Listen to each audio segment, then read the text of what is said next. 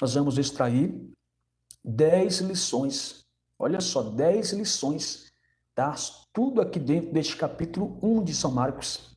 10 lições que, né, a gente vai aprender como aplicar isso em nossa vida para um ministério eficaz, para um ministério próspero, tá bom? Bíblia na mão, se você puder também, pega um papel e caneta para você fazer as suas anotações. Louvado seja o nome do Senhor, glória a Deus. Vamos lá então. Versículo 9, capítulo 1 de São Marcos, no versículo de número 9. Oh, glória. Em primeiro lugar, nós temos aqui sobre o batismo de Jesus, do versículo 9 até o versículo de número 13. Jesus é batizado. Veja bem, aconteceu naquele dia que Jesus, tendo ido de Nazaré, da Galileia, foi batizado por João no Rio Jordão. E logo que saiu da água, viu os céus abertos e o Espírito que, como pomba, descia sobre ele. Ouviu-se uma voz do céu que dizia: Tu és o meu filho amado, em quem me compraz, ou em quem sinto, tenho prazer. E logo o Espírito, aqui com E maiúsculo, se referindo ao Espírito Santo, o impeliu para o deserto. Vamos lendo e explicando, né? Então observa que aqui do versículo 9 ao 11, nós vemos aqui o texto falando para nós, mostrando para nós que Jesus foi batizado, tá certo? A importância do batismo para o ministério. Jesus, a gente vai ver aqui as demais lições, exposições, que Jesus ele foi batizado, ele iniciou o seu ministério mesmo, de palavra, curas, milagre, depois do seu batismo, né? É claro que nós vemos Jesus pregando, pelo menos uma única vez, aos 12 anos de idade. Jesus estava pregando entre os doutores, né? Quando os seus pais o perdeu, e aí eles voltaram, depois de 3 dias, acha Jesus pregando no meio dos doutores. Então, mas o ministério mesmo de Jesus, que a gente vê assim em evidência, com clareza, foi depois do seu batismo. Então, observa o quanto é importante o batismo. É claro, eu creio que Deus usa até uma criança, né, irmãos? Este que vos fala aqui, eu comecei a pregar a palavra de Deus e até dirigir igreja, pastorear. Eu não era batizado ainda. Eu tinha apenas 13 anos de idade. E na época, o ministério do qual faço parte só podia batizar com 18 anos. 18 anos. Hoje pode ser batizado aos 16, mas naquela época era 18. Então eu me converti com 13 anos, e com 13 anos, 5 meses de convertido, eu comecei a pregar a palavra de Deus. Pela graça de Deus, fundamos uma igreja Deus Amor, lá na região, e fiquei lá pastoreando, né, um bom tempo, quase 3 anos pastoreando aquela igreja. Deus operou, Deus fez maravilha, Deus salvou muitas almas, e foi uma bênção para a glória de Deus, tá? Mas nós vemos aqui, a exemplo de Jesus, a importância do batismo. Até porque, se uma pessoa tem idade, condição de se batizar, e não se batiza, isso demonstra uma pessoa, meus irmãos, que ainda não creu de verdade no Evangelho. Porque todo aquele que crê no Evangelho, uma das atitudes que esta pessoa vai tomar é se batizar. Haja vista que a Bíblia diz que aquele que crê e for batizado será salvo, né? Então vamos lá, Jesus foi batizado, e aí, no ato do batismo, o céu se abre, o Pai lá em cima se manifesta dizendo: Este aí é o meu filho amado. O Pai vai apresentar Jesus: Este é o meu filho amado, em quem tenho prazer. E aí, a terceira pessoa da Trindade também vai se manifestar, descendo em forma corpórea de uma pomba e pousando sobre o Senhor. E a segunda pessoa da Trindade, que é o nosso Senhor Jesus, estava ali, né, descendo das águas. Olha que maravilha, a manifestação da Santa Trindade no batismo de Jesus. E logo que Jesus sai das águas, no versículo 12, o próprio Espírito Santo impeliu, conduziu Jesus, levou Jesus para o deserto. Para o deserto. Ora, meus irmãos, como pode? Né? Se fosse hoje, muito de nós ia achar que era o diabo. Não, só pode ser o diabo que está nos levando para o deserto. Logo agora que me batizei, logo... Não, mas a Bíblia afirma que foi o Espírito Santo que conduziu Jesus para o deserto. Tá certo? E ali no deserto, olha a situação que Jesus vivia. Ele esteve no deserto, versículo 13, 40 dias tentado por Satanás e vivia entre as feras e os anjos o serviam. Então, nesse cenáculo de deserto, que o Espírito Santo levou Jesus, e vale colocar aqui uma nota de rodapé também, você vai ver no batismo de Jesus aqui, Jesus ouvindo a voz de Deus, este aí é o meu filho amado, em quem me compraz. Oh, irmão, que maravilha! Imagina você ouvir a voz de Deus, Deus afirmando, Deus apresentando, falando assim, este aí é o meu filho. Porque uma coisa é o pastor falar, uma coisa é né, um irmão, uma irmã, alguém falar que nós somos filhos de Deus, ou nós mesmos falar. Outra coisa é ouvir do próprio Deus esta afirmação, tu és o meu servo, você é o meu filho. Irmão, é glorioso demais, não é? Então Jesus vai para o deserto, debaixo desta palavra, né? Claro que Jesus já tinha toda a certeza da sua filiação, da sua divindade e tudo mais, mas observa que somente aqui é que o texto vai mostrar, somente aqui Jesus ouve a voz do Pai. Por que eu estou colocando isso em destaque? Porque quando Jesus vai chegar no deserto, ele vai ficar lá 40 dias, 40 noites, sendo tentado por Satanás. Então o diabo tentando Jesus. E para complicar a situação, além de Satanás ali atentando, setando ali, Jesus também estava vivendo entre as feras do deserto. Sabe, serpente, né? Escorpiões e por aí vai. Então imagina conviver 40 dias, parece que eu falei 40 anos aqui, né? Mas foi 40 dias. 40 dias convivendo entre as feras. Que luta, que provação. Porém, meus irmãos, foi o Espírito Santo que conduziu Jesus, tá? Jesus estava debaixo da vontade de Deus, debaixo de uma palavra de Deus. E eu acho lindo isso aqui porque a Bíblia fala que os anjos o serviam. Os anjos os serviam. Anjos no plural, eu gosto demais dessas observações. Anjos no plural. E a Bíblia fala no plural que estes o serviam a Jesus. Então Jesus foi servido por anjos ali naquele deserto. Expondo aqui, versículo 9 ao 11, antes de nós passar para o segundo ponto, vamos aplicar isso aqui para a nossa vida. Então, assim, quem sabe alguém me assiste aqui, você foi batizado recentemente e já está notando que está enfrentando uma luta terrível. Ou você que já tem muito tempo que se batizou e se sente em um deserto. Escute, irmão, quem é de Deus, quem é espiritual, é guiado pelo Espírito Santo. Se você está no deserto, é bem certo que foi o próprio Deus, o próprio Espírito Santo que o conduziu. Pastor, mas está uma luta, não estou aguentando mais, estou convivendo entre feras. Eu sinto a fúria do diabo, eu sinto a fúria do inferno. Mas guarda esta palavra, os anjos o serviram. Não só uma vez, e não só um anjo, ou com só uma vitória, só um recurso. Não, aí neste deserto vai chegar recurso para você.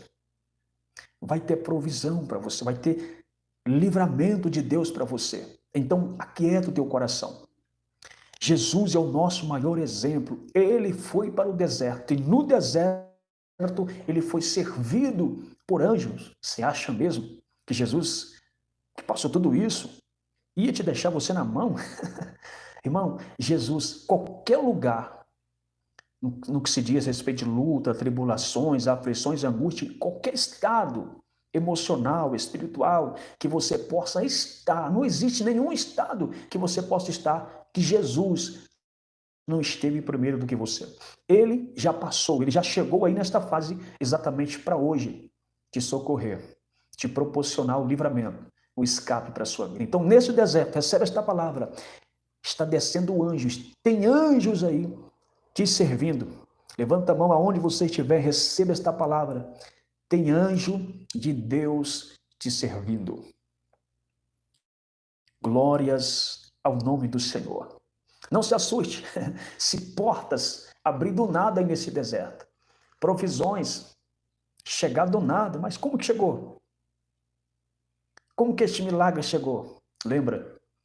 Jesus foi servido no deserto, tá? eu tenho certeza que Ele também está enviando anjo, tem anjo à nossa disposição. Aliás, eu estou me esforçando aqui para não sair aqui do capítulo 1 de Marcos, tá bom? Mas a Bíblia diz que os anjos de Deus trabalham por aqueles que servem ao Senhor. Trabalha pelos eleitos de Deus, tá bom? Então observa, toma isso para a sua vida, toma posse desta palavra para a sua vida, e aí vem, então nós aprendemos aqui que primeiro, Jesus foi batizado, tá? Jesus foi batizado.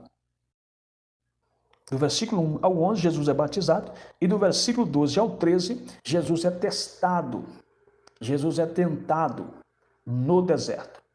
Neste período de teste e tentação, Jesus estava também sendo testado, tá bom? Jesus estava passando por um teste. Ai, ai, ai, ai, ai, hein, irmão? Deixa eu dizer esse negócio aqui, repetir isso aqui. Pelo amor de Deus, não murmura nesse deserto, não chuta o balde, não desista. Pastor, mas está doendo, está ferindo, está machucando, pelo amor de Deus. Se for para abrir a boca, abra a boca para glorificar a Deus. Confia no Deus que te resgatou. Não murmura, porque nesse deserto Deus tem um propósito. E antes ou para você viver o propósito, primeiro você é testado. Você está passando por um teste para viver algo grande da parte de Deus. Escute isso aqui é profético, é revelação. O melhor de Deus você ainda não está vivendo. O melhor do seu ministério você ainda não está vivendo. Tem muita coisa boa por vir. Tem muitos degraus que Deus quer te colocar. Então, você pode estar passando por um teste. E nesse teste, dobremos a nossa vigilância. Tem deserto, irmão. Tem deserto, meu Deus do céu, que dói. Tem deserto que a gente pensa 1000 vezes em entregar tudo. Tem deserto que a gente pensa de tudo mesmo. A gente pensa em entregar tudo, mas não entrega, tá? Eu não sei por que Deus está batendo essa tecla aqui. Não entrega, não desista. Você está sendo testado. Ai de você se você entregar. Você vai perder um grande presente de Deus, que está já à tua porta. Então, o próprio Jesus foi batizado, Jesus também foi testado. E a partir, meus irmãos, do versículo 14 e 15, nós já estamos agora no versículo 14 e 15. Olha o que está dizendo. Aí vem a parte que Jesus sai do deserto, o deserto dos 40 dias findou para Jesus, porque o deserto tem começo, mas o deserto também tem um fim. É Deus que vai te tirar aí desse deserto, não é você que tem que entregar. Quem levou você para o deserto? Não foi o Espírito Santo? Não foi Deus? Então deixa ele tirar. E aí tem várias formas de Deus tirar a gente. Deus pode usar, por exemplo, a nossa liderança, não é? Deus pode usar aqueles que estão acima de nós. E aí tudo bem. Pois Deus tirou, glória a Deus. Mas deixa Deus trabalhar. E depois que Jesus sai do deserto, versículo 14, a gente vai ver a vocação dos primeiros apóstolos. Jesus vai chamar, Jesus sai do deserto pronto para exercer com poder o ministério, a missão que a ele fora confiado. E para tal missão, ou incluso no propósito desta missão, Jesus vai chamar os apóstolos, Jesus vai chamar os primeiros discípulos. E olha que coisa linda, irmão. Jesus sai do deserto pregando, exercendo a sua missão, e nesta, Jesus vai chamar o seu discípulo. Então vamos lá, primeiro, versículo 14 e 15, vamos ver a pregação de Jesus. Jesus começa a pregar ali, manifestando o seu ministério público. Versículo 14, depois que João foi entregue à prisão, veio Jesus para a Galileia, pregando o evangelho do reino de Deus. E qual era o tema, o assunto da pregação de Jesus? Irmão, preste muita atenção. Eu falei que nós estamos trazendo uma exposição bíblica do ministério de Jesus, e o propósito dessa exposição é aplicar para a nossa vida, tá? É aplicar para a nossa vida. A gente imita, às vezes, imita tantas pessoas, mas nós precisamos imitar mesmo, na verdade, é o ministério de Jesus.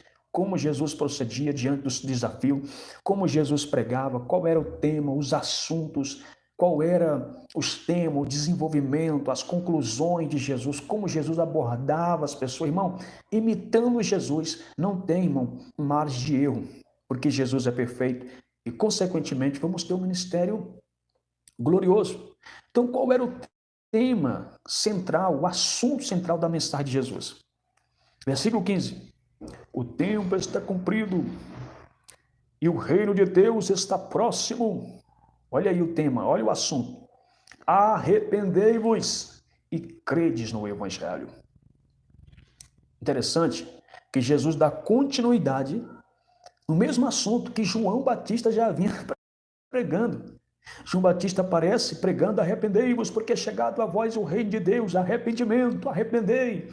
Arrependimento é metanoia, mudança de vida, transformação de vida, muda de atitude, muda de vida, abandona o pecado. E Jesus dá continuidade neste mesmo segmento. Arrependei-vos, porque é chegado a vós o reino do céu. Deixa eu fazer uma pergunta para você aqui que está na live. Eu quero que você, por favor, comenta aqui. Se naquele tempo João pregou sobre arrependimento, Jesus deu continuidade na sua mensagem centralizada em arrependimento, reino do céu. E hoje, irmão, será que hoje acabou-se a necessidade de arrepender dos pecados? Será que acabou a necessidade de abandonar o pecado? Arrependimento. Porque a gente observa que hoje, né, raramente a gente vê mensagens assim que, como que eu diria, que tem, né, que fala sobre arrependimento. Às vezes é só chave de vitória, é só bênção, é só vitória, é só vitória.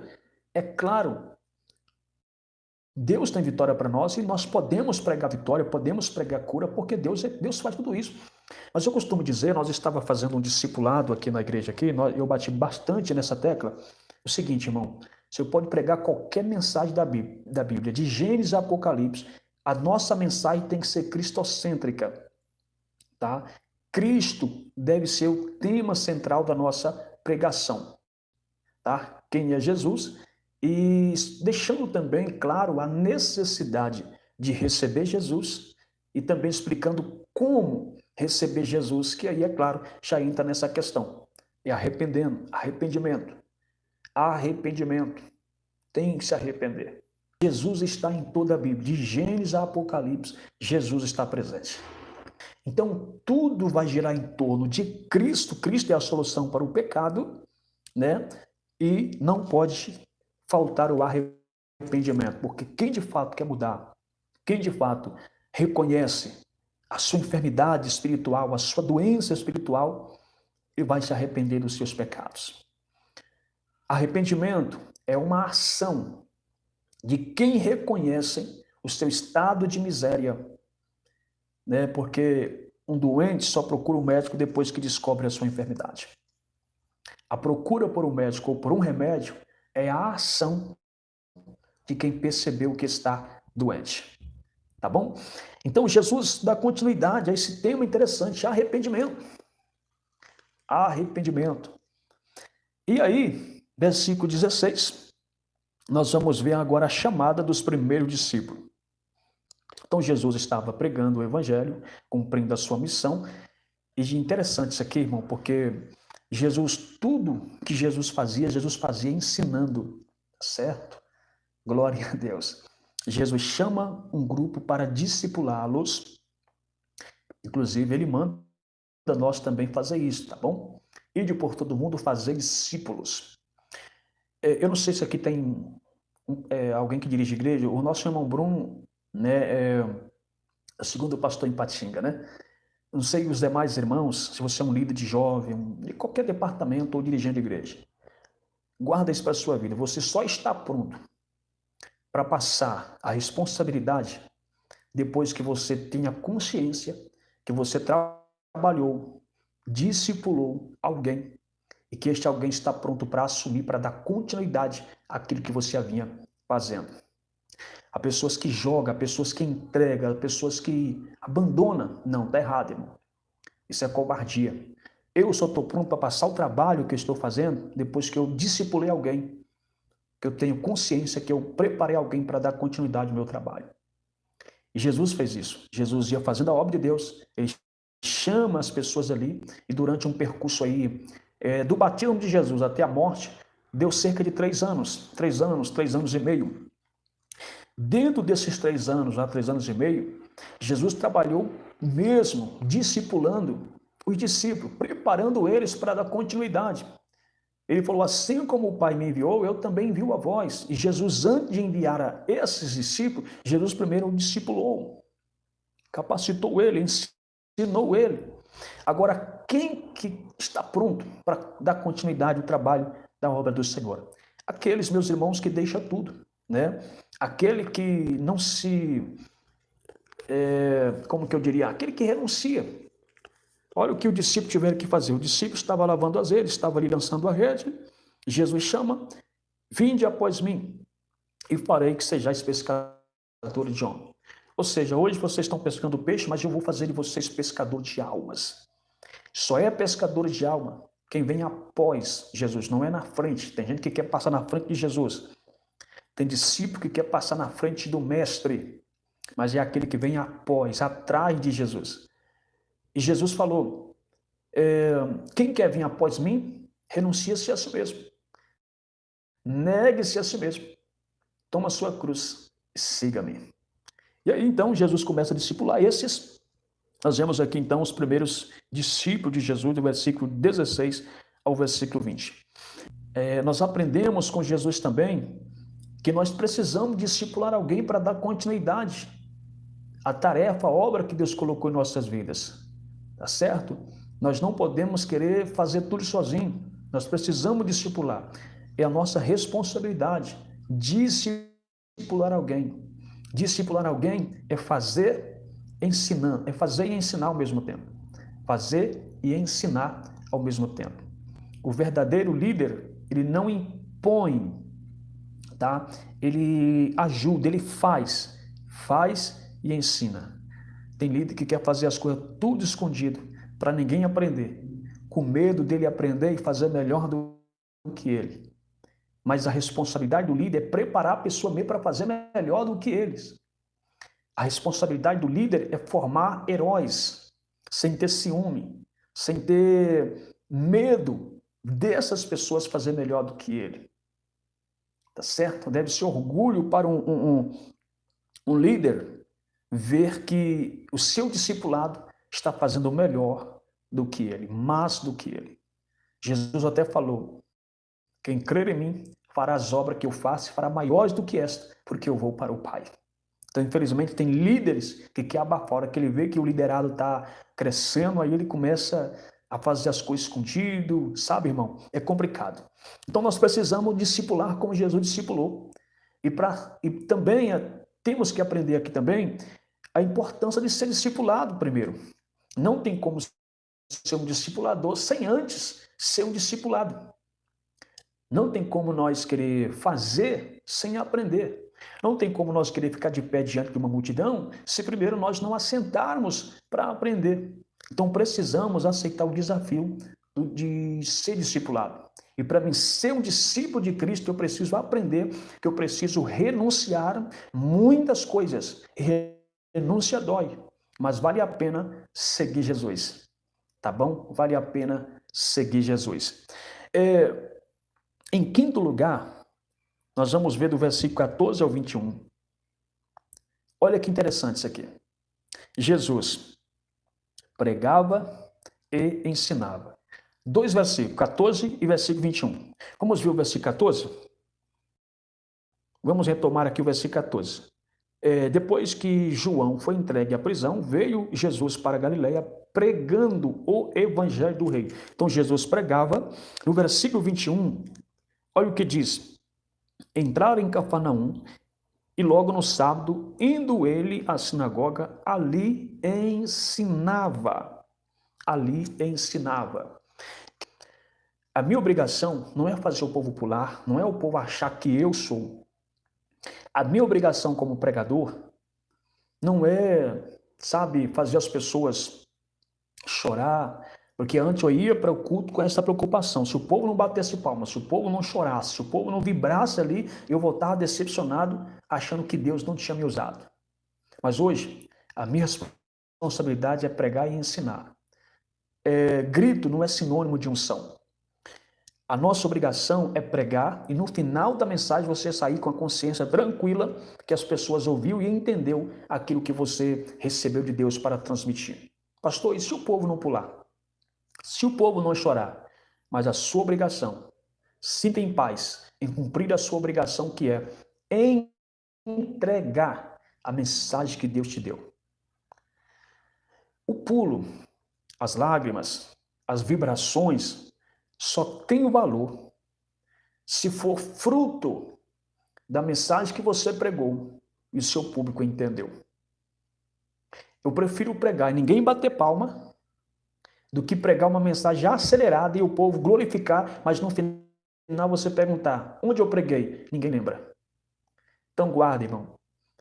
Prega a palavra, ensina a palavra, a própria palavra é que vai causar movimentos. Movimentos não traz a palavra, mas a palavra é poderosa para trazer movimentos.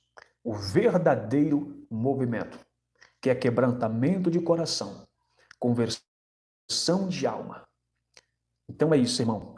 Jesus pregava e ensinava. Em sétimo lugar, Jesus pregava e a sua pregação não consistia apenas em palavra, mas em demonstração de poder. Em demonstração de poder. Vamos ver o que acontecia? Versículo 23. Estava na sinagoga deles um homem com espírito imundo, o qual exclamou dizendo, que temos contigo, Jesus Nazareno? Vieste destruir-nos? Bem sei que és o Santo de Deus. E repreendeu Jesus para que se calasse a boca. Aí no versículo 39, olha o que vai dizer para nós. Versículo 39.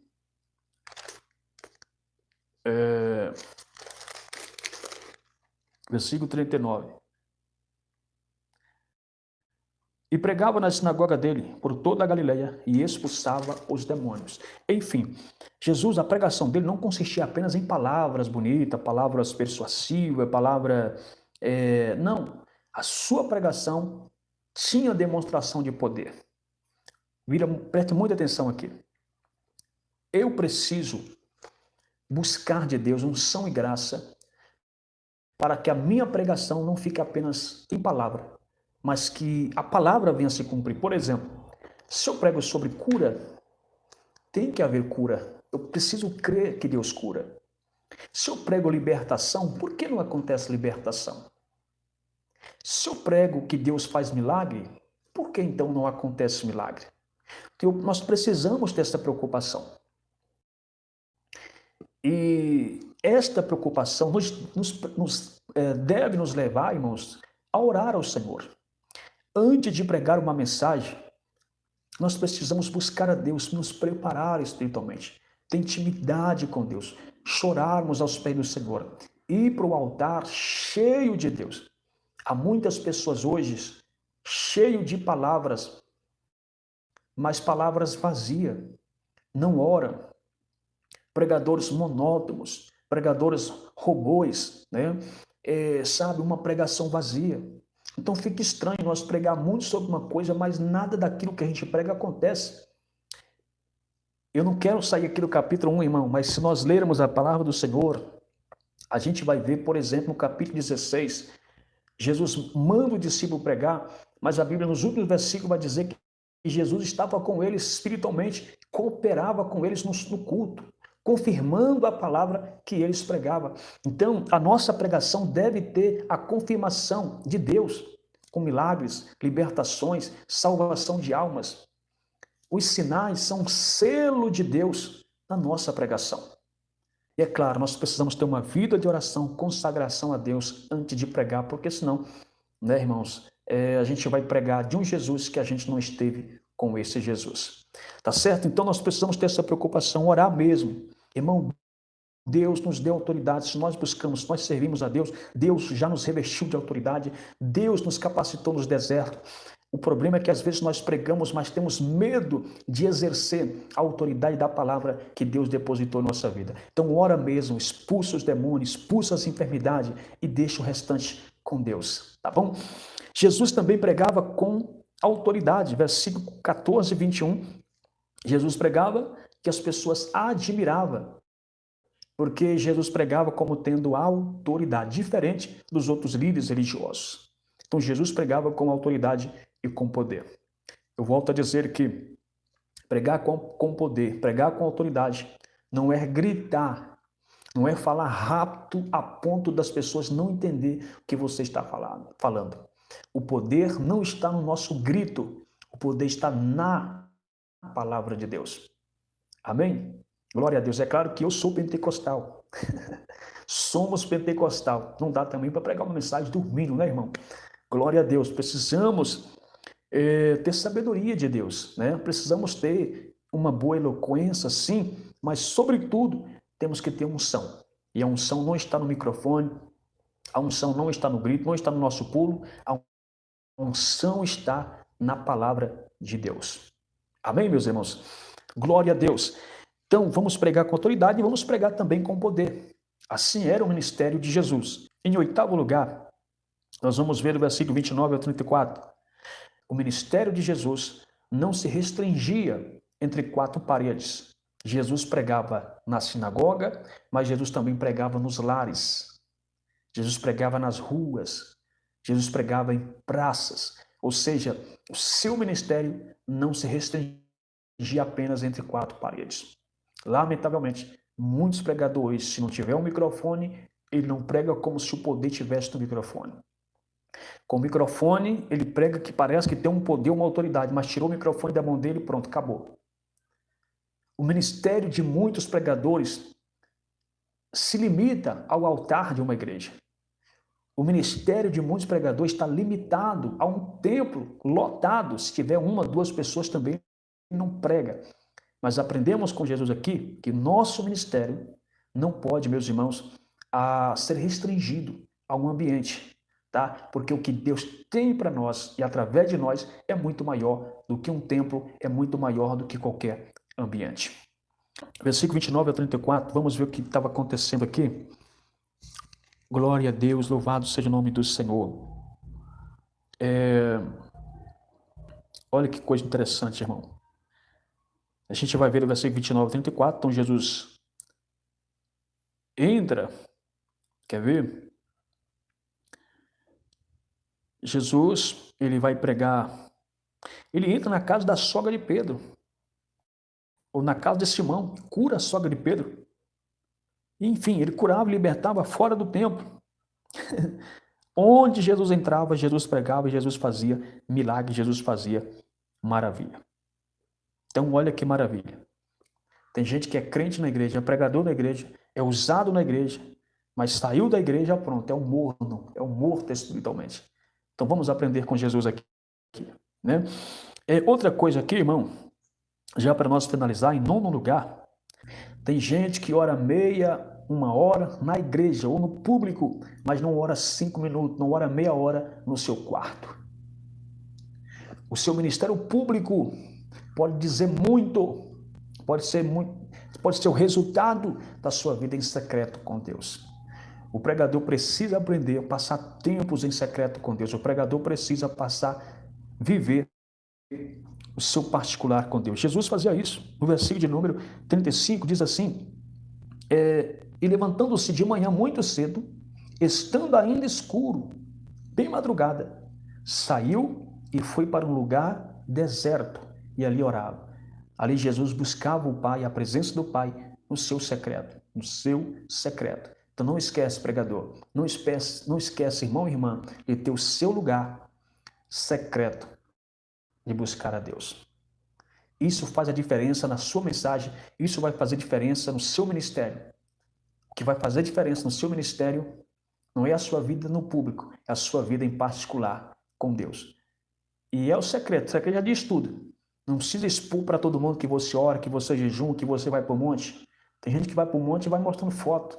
Estou no monte orando. Tem gente que entra no seu quarto, nem no quarto ele restringe a sua vida no secreto com Deus, irmão.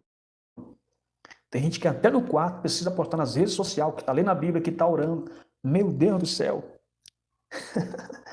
Né? Então, antes de Jesus sair para a rua, para as aldeias, para o templo, antes de Jesus ir pregar, curar, expulsar demônio, Jesus orava no secreto.